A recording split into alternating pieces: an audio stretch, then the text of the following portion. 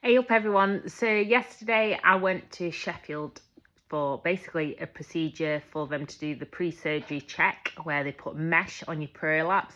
Because the last time I was checked, even though I was on the urgent waiting list, was like probably a year and a half ago by a gynecologist locally. And they transferred me to Sheffield because I needed an operation because my prolapse was like grade 4, which is like the worst. And people kept saying, oh, you're the youngest patient we've ever seen. And those who haven't heard of a prolapse, it's basically where one of your organs, your bladder, cervix, uterus or whatever, hangs down. And I had it all the organs hanging from childbirth, but it can be also from a range of other things. And I know I've always had problems with my stomach, my intestines and stuff through stress and trauma and different things. But that's why you always need to go get checked, because it's nearly killed me in the past, not the prolapse, but my chronic IBS where my stomach got blocked up. And twisted up, and I think it's when you feel stress, you physically embed it in your body eventually. And luckily I'm now a lot less stressed. I've managed to deal with a lot of trauma, and I'm happily married and got a beautiful baby, 5 kids at home. But anyway, yesterday, prolapse, and I was really nervous because as soon as I arrived, she was saying, basically, this is really bad.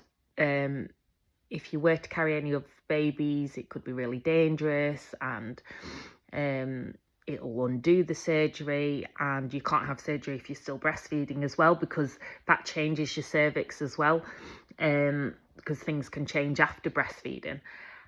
But then she did my check and she said, this is incredible. I was like, well, that's a nice surprise when somebody's going down there.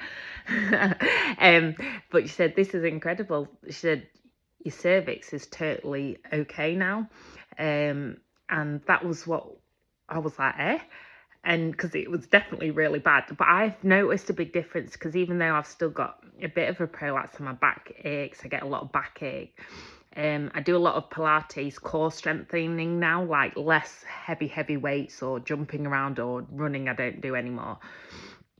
But I still do all my pelvic floor exercises and all that. But prior to that, they said that wouldn't work because it was so bad. And then eventually, I'm sure through belly dancing, yoga, Pilates, still doing weights, but more resistance training, like lighter weights, but for longer reps, more reps. Somehow it's all gone back up and I'm fine again. So she said, even if you could have surgery and you weren't breastfeeding anymore, I wouldn't recommend it because you don't need it.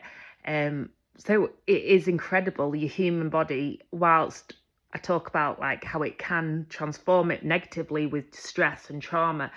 The good thing is those things can heal and they can be undone. And I think it's good to notice our body and to see what trauma's done, or like different abuse from the past or whatever. But then it's also good to know that we can heal.